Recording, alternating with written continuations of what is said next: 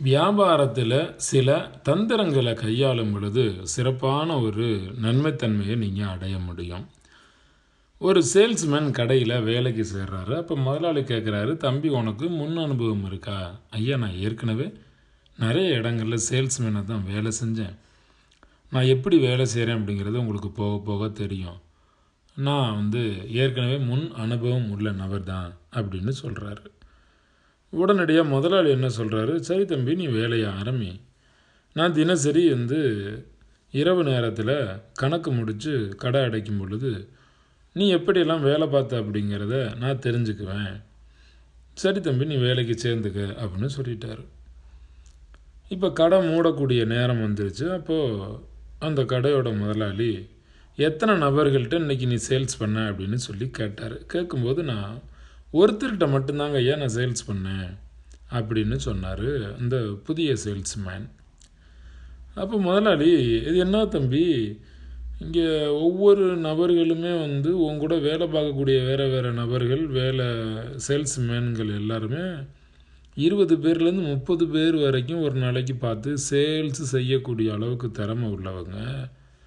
உன் வேலை நிரந்தரமாக இங்கே இருக்கணும் அப்படின்னு சொன்னால் அந்த மாதிரியெல்லாம் நீ பார்த்து மக்களோட பழகி வரக்கூடிய கஸ்டமர்ஸை நீ ஹாப்பி பண்ணாதானே அடுத்தடுத்து வேலைகளில் நீங்கள் இருக்க முடியும், ப்ரமோஷன்லாம் கிடைக்கும்.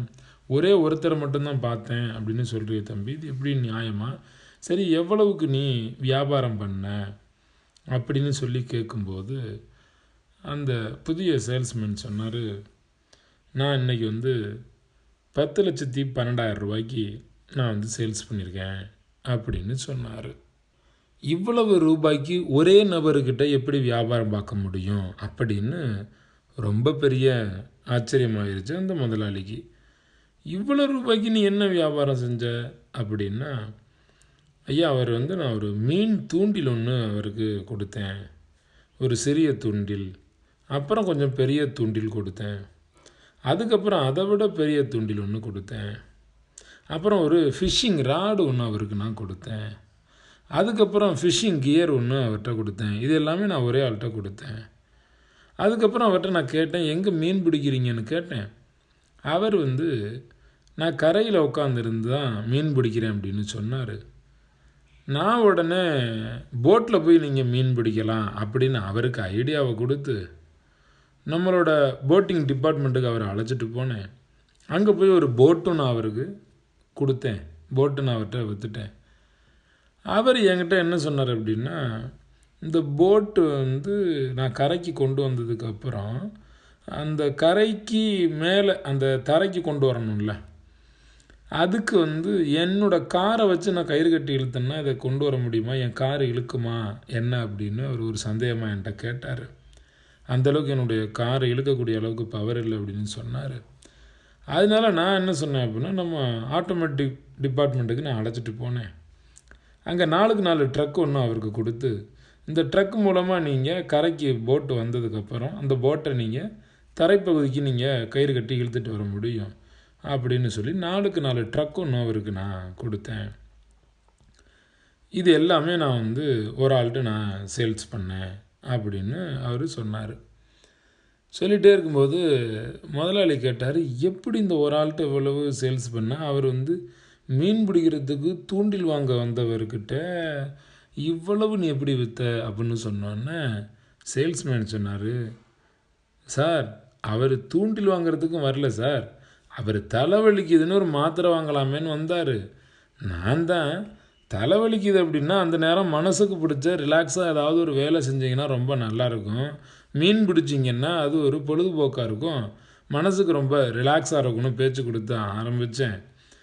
அதிலேருந்து பேச்சு ஒன்று ஆரம்பித்து தான் இவ்வளவு ரூபாய்க்கு நான் ஒரே ஆள்கிட்ட வியாபாரம் பார்க்க முடிஞ்சது. அவர் தூண்டில்லாம் வாங்கிறதுக்கு வரல, தலைவலிக்குது ஏதாவது மாத்திரை வாங்கலாமேன்னு சொல்லி வந்தார் அப்படின்னு சொன்னார். அப்போது நீங்கள் நம்மெல்லாம் என்ன புரிஞ்சுக்கணும் அப்படின்னு சொன்னால், ஒரு வியாபாரம் அப்படிங்கிற பொழுது ஒரு நன்மைக்காக நம்மக்கிட்ட ஒரு கஸ்டமர் வர்றார் அப்படின்னு சொன்னால் அவருக்கு பலவிதமான நன்மைகளை கொடுக்கணும். சில இடங்களில் இது போல் வியாபாரம் என்ன ஆகும்னா, தேவையில்லாத பொருட்களை கஸ்டமரோட தலையில் கட்டி அனுப்பி வச்சுருவாங்க.